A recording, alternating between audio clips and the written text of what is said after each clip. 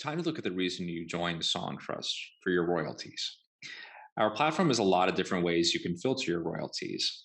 I'm not going to go into all of them here, but you can play around and explore once you start earning. And of course, you can always reach out to support if you have any questions. On your dashboard, you'll always see the most recent 3 quarters of royalties, as well as the overall total royalties you've earned since joining. Here you can see that Q1 2021 is listed as estimated. This is because Q1 2021 hasn't been finalized and paid out, whereas Q3 2020 and Q4 2020 don't say estimated because they've already been paid. In some cases, you'll see 2 quarters with estimated royalties, as often will be paid for the current quarter while we're still processing the previous quarter, and we update your dashboard as soon as we process our partner statements. That way you can watch the royalties accrue as time goes on. One thing to be aware of, though, is that while royalties usually increase as a quarter goes on, occasionally there'll be a processing error with one of our partners. That may mean a number is displayed on your estimate that is higher than your final royalties. While rare, it can happen. So until your royalties are processed and paid, the numbers in the dashboard may change, though usually they'll change for the better. If you click the menu screen followed by royalties, you'll be redirected to the main royalties page. Here you'll see a pie graph and a bar graph showing your different types of income. On this page, you can filter by individual songwriter in your account if you've got more than one, as well as by time frame.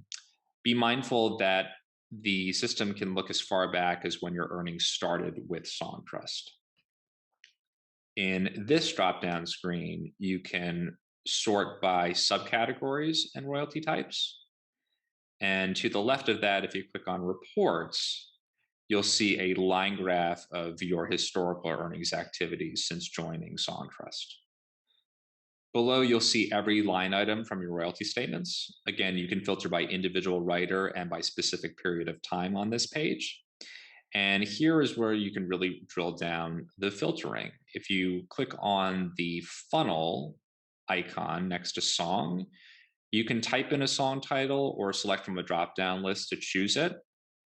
If you click apply, you'll see only royalties from that specific song, or if you choose more than one song, to see royalties from all of them in a single report. You can also sort by the date a royalty was earned or the date of the Songtrust statement it's reported in, as well as all this other criteria, which is very granular and very easy to use. If you navigate to the top of the page again and click on map, you'll see a visual representation in a world map view, basically a bird's eye perspective of where you're earning royalties.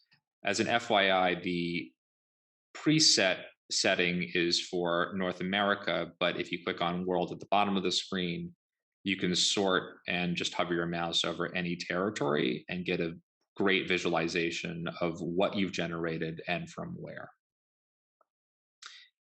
If you go back to the top of the page and click on export statements, you can export your statements into CSV files, which are compatible with Excel, and also with Google Sheets, QuickBooks, or whatever accounting program you are using. Any sort of exportable statement can be further analyzed and manipulated in your spreadsheet program, whatever you may use.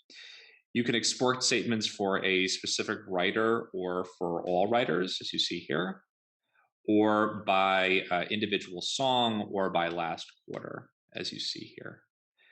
Remember that it can take 9 to 12 months for your earnings to start due to the timeline of music publishing registration and global collection. But once you start receiving royalties, we make it very easy for you to see and understand them.